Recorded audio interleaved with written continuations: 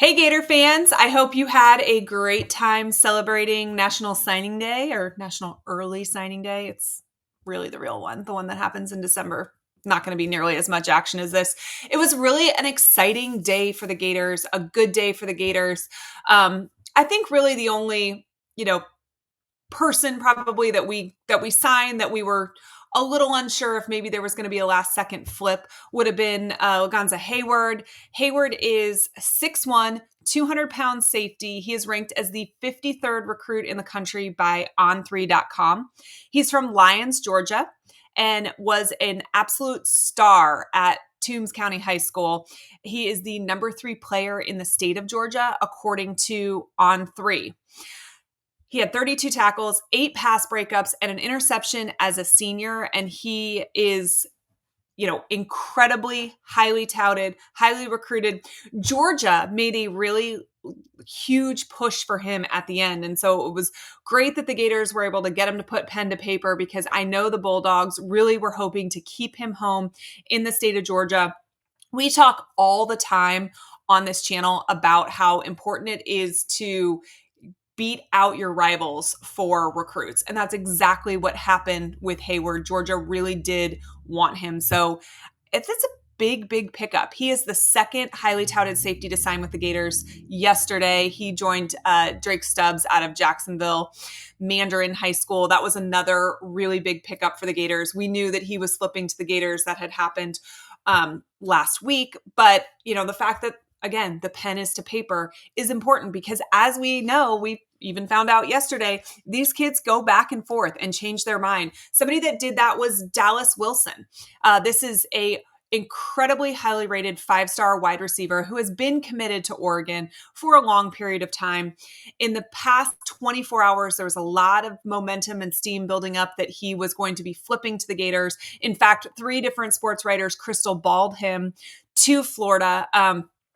My sources told me that he was on the phone with Coach Napier, with Lagway, and with some of our boosters until the middle of the night leading into signing day. Everybody felt like this deal was done. He had told the coaching staff he was coming to Florida, and then he stuck with Oregon at the end of the day. And so, which supposedly even caught some of his family members off guard. Oregon supposedly did get this last phone call with him as he was kind of walking up to the stage. So we don't know exactly what was said there. There has been reports that Oregon was the last place he visited with his mom before she passed away. So obviously there's an emotional component to that the Gators can't compete with there. So we're not really sure what happened, but he was committed to Oregon for a long period of time. It was just this 24 hours that we heard he may be making the move to Florida, and he ended up not. I don't think that's the end of the world. Would I love another 5-star wide receiver? Of course. Who wouldn't want another 5-star wide receiver? But this is not somebody we thought 2 days ago, 3 days ago was going to be in this class. So I don't think it's a big deal that he's not in the class today. I'm going to talk a little bit about Gelsey. He flipped from Florida to Florida State. It is my understanding that this is more of a mutual parting of ways than, some surprise flip. UF saw him as a tight end. They projected him as a tight end. It's what they told him he would play if he came to the University of Florida. It is my understanding that Gelsey wants to play wide receiver. Florida State has apparently been, more open with the idea of him playing wide receiver, or at least a hybrid position of tight end and wide receiver, which is why the flip happened. And, these kids have to go where they fit into the scheme best. Florida doesn't have a ton of scholarships to give this signing period. They do want kids out of the transfer portal as well. So I don't know that I think this is necessarily something that anybody is particularly sad about. Overall, right now, the class is about 11 on 247 and On3. We'll see what happens. There is a couple of kids out there, one of them being Onus, who is committed to Tennessee, we thought was going to sign yesterday. There was a lot of steam that he may be flipping to Florida. He's another DB, really highly touted DB.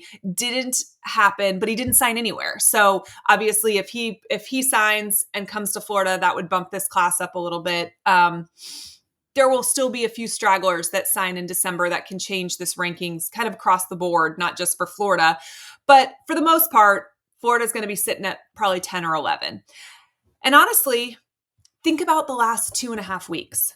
12 kids were flipped from somewhere else to Florida. We went from the 51st recruiting class to nearly a top 10 class with, again, possibly more coming. That is huge. The momentum of the last couple weeks, I don't know what the stats are on a school going from the 51st ranked recruiting class to the 11th or the 10th, but I can't imagine that it's happened very often in a 2-week window of time this close to signing day. And, this effort by this coaching staff cannot be underscored. I think it's an incredibly impressive close, even if they didn't end up with Dallas Wilson in this class, or they didn't end up with Solomon Thomas. I think this class is incredibly strong. I think it really filled a lot of positions of need as well, which that's just as important as where your class is ranked. Did the guys that you sign fit in your system, and do they fill needs? And I think the answer is yes to both of those for UF. It's also the best class in the state. Miami is finishing with about the 15th ranked recruiting class. And think about this. Miami, best season they've had in a long time. They finished behind Florida recruiting wise. Florida State is sitting at 25th. And, I read y'all's comments on social media all the time, and some of you seem to be disappointed with how yesterday went. And I want to talk about that in a minute. But first, we are launching a new channel. This channel is going to stay exactly the same. You're going to be able to get all your Gator content here, but a peek inside the SEC. I'm going to put the link to the YouTube channel and in the description of this video. I'm going to put the link in the comments as well. Come support me over there. I'm going to go live on Sunday night. It's going to be our first show. Hit subscribe, help support me. We're going to go over a lot of SEC content that we don't get to cover on this Gator channel. It's going to be so much fun. So if you do me a favor, support me over there just as much as you support me over here. Okay, so let's talk about yesterday a little bit more. Fans are obsessed with things that happen on signing day, right? I understand that. We all want that last minute surprise. But it's the total body of work that matters, right? This class is going to be 11, 10, 9, somewhere in there after being ranked 51st 2.5 weeks ago. That is an amazing accomplishment.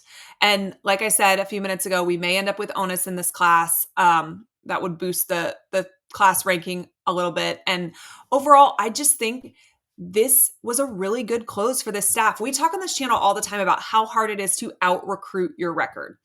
And Napier has done that every single year that you're here, that he's been here. If you look at the top 10, in theory, the top 10 signing day classes should be pretty close to the teams that have been in the top 10 most of the year, right? Those are the teams with the top schedules, the top records.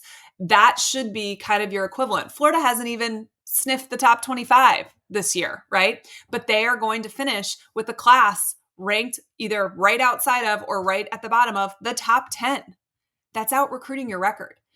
And more so, it's pieces for next year. And I think, with DJ Lagway coming back, with Trey Wilson announcing that he's coming back, which Trey announcing he's coming back could, in theory, have something to do with why Wilson isn't coming to Florida as well. I don't know. But there are solid foundational pieces already at UF. So if you can get a couple key players in there, this team could really take off next year. I think this was a really good close for the Gators. There is some positive momentum on the trail. And listen, I know the number 11 class isn't the standard. Okay, it is not. And I know that statistically, if you look at who wins national championships, you can correlate those top 5 or better classes. And that's generally who wins, right? But let's be honest. I really think UF can just continue to go up from here. What can they do in the portal window? They've got some key areas of need that they could really fix immediately with some key portal pickups. December is going to be insane with news from the transfer portal. I do think that Napier has learned from the last couple of years. I think they'll identify who they want and move a little bit quicker than they have in the past. And that this class is just going to continue to improve with those portal pickups. Okay, there's going to be so much news, so many updates coming your way, because when the transfer portal period is live, it's going to be wild. You don't want to miss any of it. So make sure you are subscribed right here and keep checking back, because we're going to have lots of new content for you on a regular basis. Thanks for tuning in, and go Gators.